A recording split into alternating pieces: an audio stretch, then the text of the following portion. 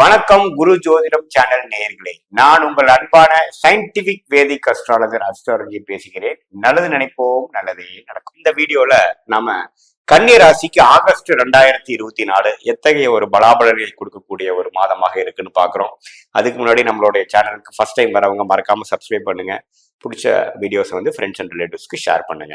இப்ப பாத்தீங்கன்னா கன்னி ராசிக்கு 2024 ஆகஸ்ட் மாதம் எப்படி இருக்குன்னு பார்க்கும் பொழுது, ஆண்டு கிரகம் மாத கிரகங்களோட அமைப்புகள் எப்படி இருக்குன்னு பார்க்கும் பொழுது, சனி 6ஆம் இடத்திலே நீடித்திருக்கிறார். அது ஒரு அருமையான ஒரு பொசிஷன். கன்னிராசிக்கு 6ஆம் இடத்துல சனி இருக்கிறது நல்ல ஒரு விஷயம். ஆட்சி பலத்தோடு இருக்கிறதால் தவறில்லை. அதே சமயத்துல 9ஆம் இடத்துல குரு நீடித்து ஆகஸ்ட் மாசம் முழுக்கும் அவர் ராசியை 5ஆம் பார்வையா பார்த்து இருக்கிறது ஒரு அருமையான ஒரு அமைப்பு. அதே சமயத்துல ராகு 7ஆம் இடத்திலும் ராசிக்குள்ள கேது இருக்கிறதும் பாத்தீங்கன்னா சிறு சிறு தொந்தரவுகளை கொடுக்கக்கூடிய அமைப்பு தான். ரைட்டுங்க.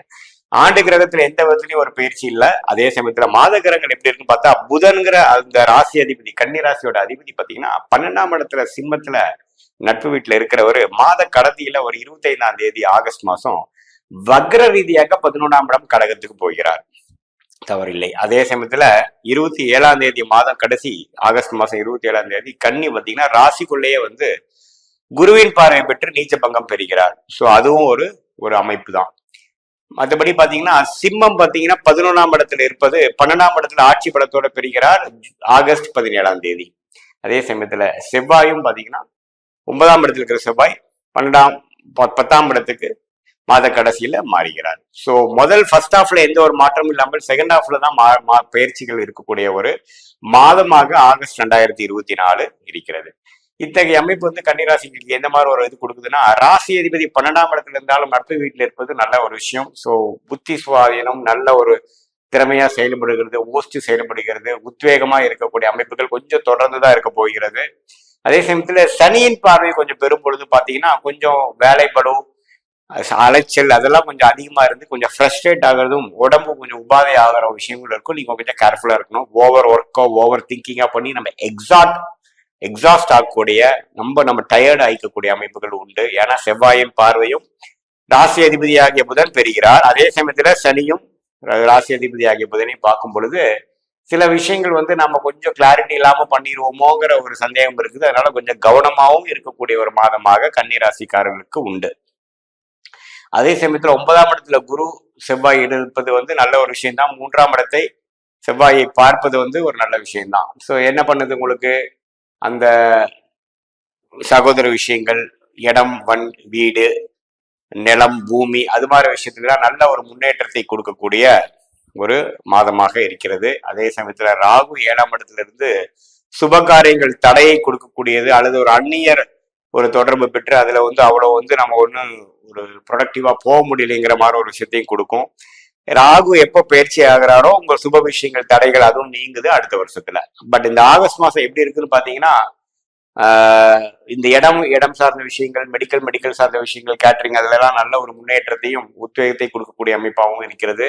அதே சமயத்துல சில வெளிநாடு தொடர்பு, வெளிநாடு போயிட்டு வர்றது, இம்போர்ட் எக்ஸ்போர்ட் பண்றவங்களுக்கு நல்ல விஷயங்கள்லாம் இருக்கு. மாணவர்களுக்கு பார்த்தீங்கன்னா நல்ல ஒரு படிக்கக்கூடிய ஒரு மாதமாக, குறிப்பாக முதல் 3 வாரம் அருமையான ஒரு மாதமாக, வாழ்க்கையில அடுத்தது என்ன செய்யலாம் அப்படிங்கிறத ஒரு கிளாரிட்டி கொடுக்கக்கூடிய மாதமாகவும் இருக்கு. ஏன்னா சூரியன் பாத்தீங்கன்னா 11ஆம் இடத்துல நீடித்து கிட்டத்தட்ட ஒரு பாதி மாசம் இருக்கிறார். அது ஒரு நல்ல அமைப்பு. 11ஆம் இடம் லாபஸ்தானத்துல சூரியன் இருக்கிறது ஒரு நல்ல அமைப்பை கொடுக்கக்கூடியது. 12ஆம் இடத்துக்கு வந்தாலும் அவர் ஆட்சி பலம் தான் பெறுகிறாருனால சில கவர்மெண்ட் விஷயங்கள், அரசு சார்ந்த விஷயங்கள், அரசு ஜாப் எதிர்பார்த்துட்டு இருக்கிறவங்க, அரசு வேலை எதிர்பார்த்துட்டு இருக்கிறவங்க, அரசு கான்ட்ராக்ட் எதிர்பார்க்கிறவங்களுக்கு எல்லாம் பாத்தீங்கன்னா செகண்ட் ஆஃப் கொஞ்சம் நல்லா கிடைக்கக்கூடிய அமைப்புகள் நமக்கு இருக்குங்க. ஸோ அது மாதிரி விஷயங்கள் கொஞ்சம் நல்லாவே உண்டு. அதே சமயத்துல கடைசி வாரத்துல பாத்தீங்கன்னா செவ்வாய் 10ஆம் இடத்துக்கு போறதுனால இப்போ முதல் 3 வாரம் நீங்க எடுக்கிற முயற்சி மாத கடைசியில ஒரு ஒரு ஒரு எண்ட் ரிசல்ட், இம்ப்ளிமெண்டேஷன் ஒன்று ஆல்ரெடி நான் செய்ய போறேங்கிற மாதிரி ஒரு விஷயத்துக்கு ஒரு எண்ட் ரிசல்ட், நல்ல ஒரு ரிசல்ட் கொடுக்கக்கூடிய அமைப்பு மாத கடைசியில கன்னிராசிக்கு காட்டியது. ஸோ முதல் 3 வாரம் பாத்தீங்கன்னா நல்ல உழைப்பு, உத்வேகம் அதிகமாக, மன அலைச்சல் ஆகும் பொழுதும் நீங்க கொஞ்சம் கிளாரிட்டி மிஸ் பண்ணிடக்கூடாது. You should note to relax yourself. ஏன்னா 2 பாவ கிரகத்தின் தாக்கம் இருக்கிறதுனால கொஞ்சம் பொறுமையாகவும் கவனமாகவும் போக வேண்டிய அமைப்பு இருக்கு. மாத கடைசியில நீங்க பிளான் பண்ணதை எக்ஸிக்யூட் பண்ணக்கூடிய அமைப்புகளும் இருக்குதுங்கிறது கன்னிராசிக்காரங்க தெரிஞ்சுக்கணும்.